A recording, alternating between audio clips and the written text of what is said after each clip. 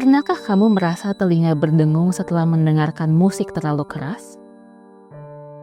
Atau merasa suara di sekitar terdengar sayup-sayup setelah keluar dari konser?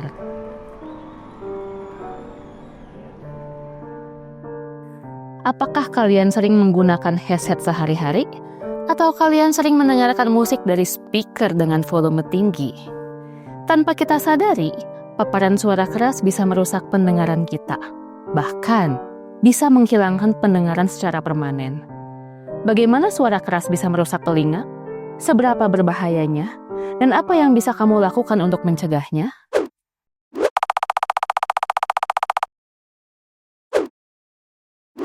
Halo, saya Dr. Filiani Salim, dosen Fakultas Kedokteran Universitas Katolik Parahyangan.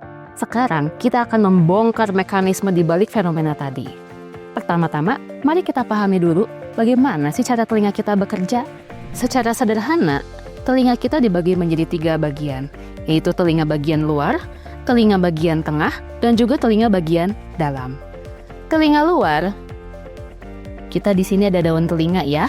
Jadi begitu suara masuk, diterima oleh daun telinga, suara akan masuk ke dalam liang telinga, lalu menggetarkan gendang telinga atau membran timpani. Ini adalah bagian telinga dalam. Getaran pada membran timpani akan diteruskan ke 3 tulang kecil yang terdapat di dalam telinga kita.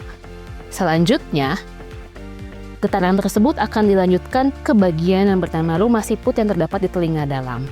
Rumah siput atau koklea ini, di dalamnya terdapat ribuan sel rambut yang sangat halus. Getaran yang tadi dari telinga tengah akan masuk ke dalam telinga bagian dalam ini dan menggetarkan sel-sel rambut yang ada di dalam rumah siput ini. Goyangan di sel rambut ini akan diterjemahkan oleh syaraf pendengaran menjadi sinyal listrik dan dikirim ke otak melalui syaraf pendengaran, syaraf ke-8. Itulah yang kita terjemahkan sebagai suara. Nah, disinilah masalahnya. Sel rambut yang terdapat di koklea atau rumah siput ini sangatlah rapuh. Lalu, berapa sih batas aman suara untuk pendengaran kita itu? Kita bisa lihat di tabel ini. Mulai dari paling bawah, yang hijau, berarti desibel paling rendah, yang merah, yang sangat bahaya untuk telinga kita. Kita lihat di 20 desibel, ada detak jam. Kalau kita dengarkan jam, klik klok, itu sekitar 20 desibel. Penggunaan earphone atau headset selama 1 jam non-stop nempel di telinga kita, itu sekitar 94 desibel. Lalu, kalau misalkan penggunaan earphone atau headset dengan volume yang maksimal selama 4 menit saja, itu sudah mencapai 105 desibel.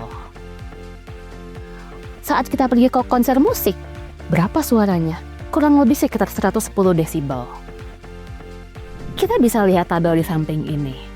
Menurut National Institute for Occupational Safety and Health, batas 85 desibel adalah batas aman yang dapat ditolerir oleh telinga kita selama 8 jam non-stop.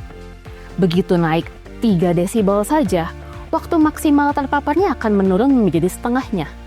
Misal, tadi di 85 desibel, batas aman kita adalah berapa? 8 jam. Begitu naik ke 88 desibel, batas amannya turun setengahnya menjadi 4 jam saja. Begitu seterusnya, seperti dilihat di tabel ini. Nah, sampai batasnya ada di 111 desibel. Bagaimana dengan telinga kita? Kita hanya bisa mentolerir sekitar 1 menit saja. Bagaimana kalau suaranya 120 desibel? Telinga kita akan langsung rusak. Apakah batas ini sama untuk semua usia? Tidak. Bayi dan anak-anak lebih rentan. Kenapa? Karena saluran telinganya lebih kecil dan sistem pendengarannya masih berkembang. Jadi, bayi dan anak-anak lebih rentan terhadap suara keras. Untuk orang dewasa, jika mendengarkan suara bising terlalu lama, ini akan lebih rentan juga karena adanya efek kumulatif. Kita bayangkan sekarang, sel rambut kita itu yang ada di rumah siput, bayangkan seperti ladang gandum. Lalu, datang gelombang suara yang keras, seolah ada badai yang menghancurkan ladang gandum tersebut. Apa yang terjadi? Sel rambut tersebut akan patah, rontok, robek, dan juga berantakan. Apakah kerusakan ini bersifat sementara? Ternyata kerusakannya bisa bersifat sementara dan juga permanen. Kalau misalkan kita pergi menonton konser, Lalu setelah keluar dari ruangan konser tersebut, telinga kita seolah-olah berdengung. Apa itu? Itu tandanya telinga kita sedang kelelahan. Atau misalkan setelah diteriakin, diomelin dengan suara yang keras, seolah-olah telinga kita menjadi pekak, seolah-olah menjadi teredam. Itu juga adalah salah satu tanda di mana telinga kita kelelahan. Lalu, untuk kerusakan permanen, apa yang terjadi? Jika paparan berulang atau sangat keras yang terus-menerus, sel rambut akan patah dan tidak bisa tumbuh kembali. Kerusakan ini akan terjadi secara permanen. Apa yang terjadi kalau sesudah itu? Yang terjadi adalah tuli sensori neural, di mana kondisi tuli ini tidak bisa kembali ke kondisi awal saat kita sehat. Bagaimana sih kita melindungi telinga kita yang sangat berharga ini? Caranya sangat praktis. Yang pertama, kurangi volume. Ikuti aturan 60-60. Gunakan headset atau earphone maksimal 60% volume. Berapa lama? 60 menit saja dalam satu hari. Setelah itu apa yang kita lakukan? Istirahatkan telinga kita. Jadi jangan lupa ya, 60% untuk 60 menit saja. Lalu, yang kedua, apa yang harus kita lakukan? Gunakanlah pelindung saat di tempat yang ramai. Misalkan menggunakan earplug atau mungkin earmuff. Alat-alat kecil tersebut bisa digunakan untuk mengurangi intensitas suara secara signifikan. Lalu, yang ketiga, jaga jarak. Apa yang dimaksud jaga jarak di sini? Jauhi sumber suara keras seperti speaker saat di konser, di undangan, sehingga desibel meternya pun akan menurun. Yang keempat, istirahatkan telinga kita. Jadi jangan mendengar musik terus-menerus, jangan mendengar teriakan terus-menerus. Istirahatkan telinga kita. Berikan waktu untuk telinga kita untuk pulih seutuhnya dari suara bising. Pendengaran adalah anugerah yang sangat berharga.